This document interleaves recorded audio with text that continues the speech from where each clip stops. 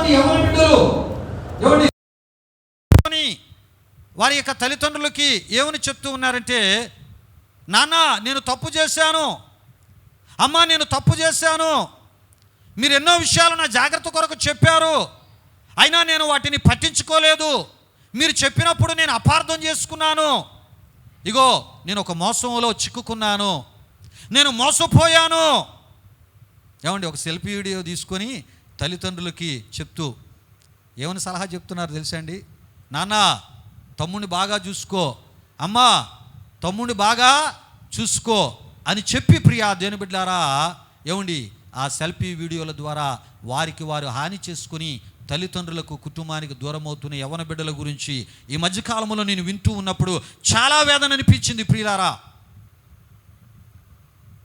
కారణం ప్రియా దేవుని బిడ్డలారా, ఈ యవ్వన కాలంలోనే రకరకాల మార్గాల్లో రకరకాల వ్యక్తులు ఏమండి స్నేహాల రూపాల్లో పరిచయాల రూపాల్లో ఏదో ముసుగుల్లో దగ్గరికి వస్తారు, దగ్గర అవుతారు, జీవితాలను పతనం వైపునకు నడిపిస్తారు, నాశనం వైపునకు నడిపిస్తారు, దేవుని ఉద్దేశాల నుండి దూరము చేస్తారు, దేవుని ఆలోచనల నుండి దూరము చేస్తారు, దేవుని యొక్క సంకల్పాల నుండి దూరము చేస్తారు, దేవుని యొక్క చిత్తము పరిపూర్ణముగా ఆ యవ్వన జీవితంలో జరగకుండా సాతాను క్రియల వైపునకు బలహీనమైన క్రియల వైపునకు యవ్వన జీవితాలను నడిపిస్తూ ప్రియా దేవుని బిడ్డలారా చివరికి మానసిక ఒంటరితనంలో వారిని విడిచిపెట్టి వారి జీవితాల మీద వారికే విరక్తి చెందేటటువంటి పరిస్థితుల్లో ఎంతోమంది యవ్వన బిడ్డలను మానసిక ఒంటరితనంలో విడిచిపెడుతున్న వారు ఎంతోమంది ఉన్నారు ప్రియులారా. గనుకనే దేవుడు మనకిచ్చిన యవ్వన కాలంలో ఆ యవ్వనాన్ని మనం ఏం చేసుకోవాలి, చాలా జాగ్రత్తగా మనం కాపాడుకోగలిగితే దేవుని యొక్క కృప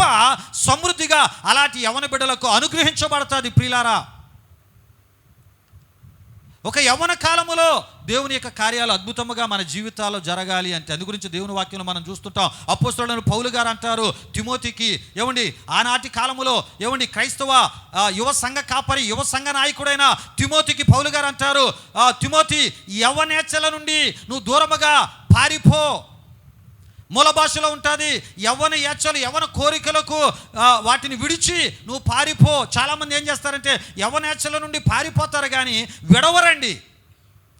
లోక సంబంధమైన బలహీనతలు లోక సంబంధమైన కోరికలు విడిచిపెట్టరు. వాటిని వారు కలిగి ఉంటూనే ఏదో మేము ప్రత్యేకంగా బ్రతుకుతున్నామని అనుకున్నట్టుగా బ్రతుకుతూ ఉంటారు కానీ ఈ యవ్వన కోరికలు కొన్ని ఉంటాయి, బలహీనతలు, అవి మనల్ని పట్టి రకరకాలుగా పతనం చేస్తూ ఉంటాయి. గనుక ప్రియ దేవుని బిడ్డలారా, యవ్వన కాలములో ఆశా నిగ్రహము చాలా అవసరమైనది. ఏ నిగ్రహం అమ్మా? ఆశా నిగ్రహం. ఎక్కడికక్కడ ఆశను ఏడ్ చేసుకోవాలి, చంపుకుంటూ ఉండాలి. ఏమండి, ఒకవేళ ఆశలు పెంచుకుంటూ వెళ్ళిపోయాం అనుకోండి, ఏమండి తల్లిదండ్రుల మీద చాలా భారాలు పడుతూ ఉంటాయి. కొన్ని ఆశా నిగ్రహం, చాలా విషయాల్లో నిగ్రహం చాలా అవసరం. బలహీనతల విషయాలు అవ్వచ్చు, ఏమండి ఆ ఉద్రేకపరమైన కొన్ని ప్రేరేపణల విషయాలు అవ్వచ్చు.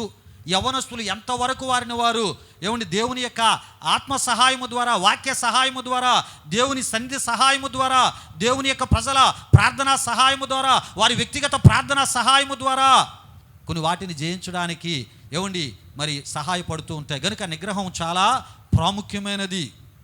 ఈ విషయాలన్నీ బైబిల్లో మనకు కనబడుతుంటాయి. యవ్వన కాలంలో యవ్వన కోరికలకు దూరంగా ఉండాలి. ఎందుకంటే దేవుడు నీకు ఇచ్చిన యవ్వనాన్ని బట్టి ఆయన ఒకరోజు ఆయన లెక్క అడిగే ఒక రోజు ఉంది. ఒక రోజు లెక్క అప్పజెప్పాలి యవ్వన బిడ్డలు. దేవుడు నాకు యవ్వన జీవితం ఇచ్చాడు కదా, మంచి అత్యున్నతమైన మరి వస్త్రాలు నేను ధరించుకుంటాను, ఇతరులకు గొప్పగా నేను కనబడతాను, ఇతరుల కన్నా ఉన్నతంగా నన్ను నేను కనపరుచుకుంటాను.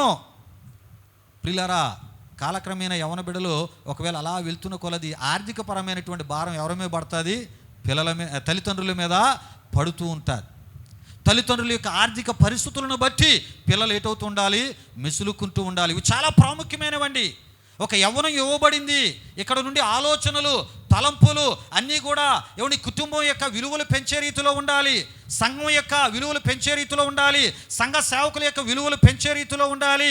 ప్రియులారా, అదేవిధంగా దేవుని యొక్క విలువను పెంచే రీతిలో ఉండాలి, దేవునికి మహిమను తెచ్చే రీతిలో ఉంటూ ఉన్నప్పుడు దేవుని యొక్క కనుదృష్టి వారి మీద ఉంటుంది. దేవుడు వారి మీద శ్రద్ధ నిలుపుతాడు. దేవుడు తాను ఏ రకమైన ఆశీర్వాదాలు ఇవ్వాలనుకున్నాడో, ఏ రకమైన దీవెనలు ఇవ్వాలనుకున్నాడో ఆ కార్యాలు ఆయన ప్రారంభిస్తూ ఉంటాడు. ఈరోజు మన మధ్య ఈ సంఘ కాపురాలు అరుణమ్ములు ఉన్నారు. వారిని దేవుడు ఈరోజు ఈ స్థాయిలో ఉంచారు అంటే యవ్వన కాలంలో దేవునికి నమ్మకంగా ఉండి తన యొక్క జీవితాన్ని దేవునికి వారు సమర్పించుకున్నారు.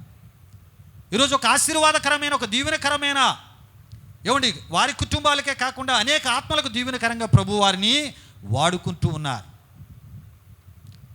పాస్టమ్మ గారు వారి జీవితంలో వారి యవ్వనాన్ని కాపాడుకున్నారు కనుకనే ఒకసారి మనం ఏమనుకుంటామంటే, ఏమండి, అమ్మో అల్లాళ్ళ జీవితం ఎంత బాగుంది, వీళ్ళ జీవితం ఎంత బాగుంది, వీళ్ళేటి ఎంత ఉన్నతమైన స్థితిలో ఉన్నారు, అబ్బా ఎంత మంచి కుటుంబం దొరికింది, రాణిలాగా ఉన్నారు వాళ్ళు అని మనం అనుకుంటాం.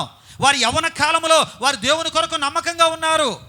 వారి యవ్వన కాలంలో వాక్యాన్ని ఆధారము చేసుకుని, ఏమండి, దేవుని సంతోషపెట్టే ఆత్మీయతను, నిర్ణయాలు వారు తీసుకుని దేవుని కొరకు నమ్మకస్తులుగా జీవించారు కనుకనే వారిని ఈరోజు దేవుడు ఏం చేశాడు, ఎంత ఉన్నతమైన స్థితిలో ఉంచి వారి ద్వారా గొప్ప దేవుడు మహిమ పొందుతూ ఉన్నాడు.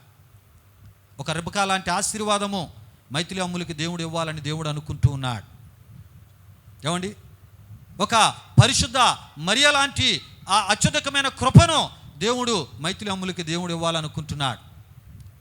ఆ బిడ్డను అన్ని తరాల వారు కూడా ధన్యురాలు అనేటటువంటి రీతిలో ఆ బిడ్డ యొక్క జీవితాన్ని గొప్పగా ఆశీర్వదించి, ఏమండి, ఆ శక్తిమంతుడైనటువంటి దేవుడు సర్వ కార్యాలతో ఆ బిడ్డను గణపరచాలని ప్రభు అనుకుంటూ ఉన్నాడు.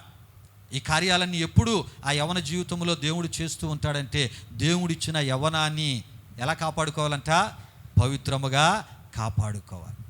యవ్వన బిడ్డలు చాలామంది ఉన్నారు. దేవుడు మీకు గొప్ప ఉన్నతమైన జీవితాలు ఇవ్వడానికి ఆయన ఇష్టపడుతున్నాడు. అత్యున్నతమైన స్థితిలో మిమ్మల్ని ఉంచాలని ఆయన మీ విషయంలో ఉన్నతమైన తలంపులు కలిగి ఉన్నాడు.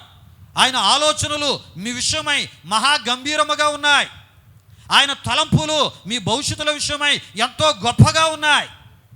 ఇవన్నీ మీ జీవితాల్లో, ఏమండి, ఆయన ఆలోచనలు మీ పట్ల నెరవేర్చబడాలన్నా, ఆయన గొప్ప కార్యాలు మీ జీవితంలో జరిగి పరిపూర్ణమైన దేవుని ఆశీర్వాదాలతో మీరు నింపబడాలంటే తప్పక మీ యవ్వనాన్ని, ఏమంటే, దేవుడిచ్చాడని గుర్తించి గ్రహించి ఆ యవ్వనాన్ని ఆయన కొరకు పరిశుద్ధంగా కొనసాగిస్తూ ఆ యవ్వన జీవితం ద్వారా ఆయనకి మహిమకరంగా మనం బ్రతుకుతూ ఉన్నప్పుడు, ఎక్కడికక్కడ మనం కాపాడుకోగలిగినప్పుడు పరిపూర్ణమైన, సంపూర్ణమైన నూరంతుల ఆశీర్వాదాలు దేవుని ద్వారా మనం పొందుకుంటాం.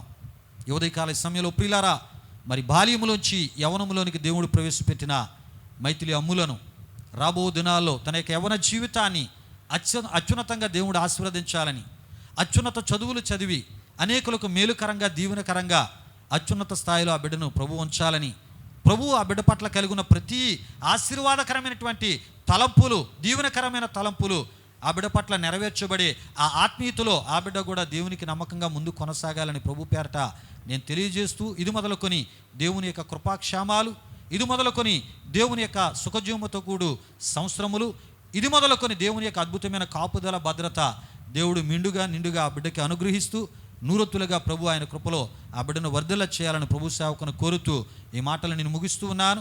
ప్రియులారా, ఒక దినాన్ని యేసు ప్రభు వారు మన పాపాల కొరకై ఆయన ఈ భూలోకానికి వచ్చారు. ప్రియా దేవుని బిడ్డలారా, ఇప్పుడు ఆయన ఆ రాకడ కొరకై, ప్రియా దేవుని బిడ్డలారా, మనం పరిశుద్ధంగా సిద్ధపరచబడాలి. ఎందుకంటే పరిశుద్ధుల కొరకు ఆయన రాబోతున్నాడు. ఎందుకంటే ఆయన రాకడ సమీపంలో ఉంది కనుక, ఏమండి, ఈ సందర్భంలో మనం తెలుసుకోవాల్సిన విషయాలు ఏంటంటే, యవ్వన బిడ్డగా ఆ బిడ్డే కాదు దేవునికి నమ్మకంగా ఉండడం, మనం కూడా దేవునికి నమ్మకంగా ఉంటూ ఆయనలో ముందుకి మనం సాగిపోదాం. ప్రభు వచ్చినప్పుడు ప్రభు మన కొరకు సిద్ధపరిచిన ఆ నిత్యత్వాన్ని మనం పొందుకొని ఆయనతో తరతరాలు యుగాలు జీవించే గొప్ప భాగ్యాన్ని మనం అనిపిద్దాం. ప్రభు ఈ మాటలు మన వినికిల్లో దీవించునుగాక. ఆమేన్.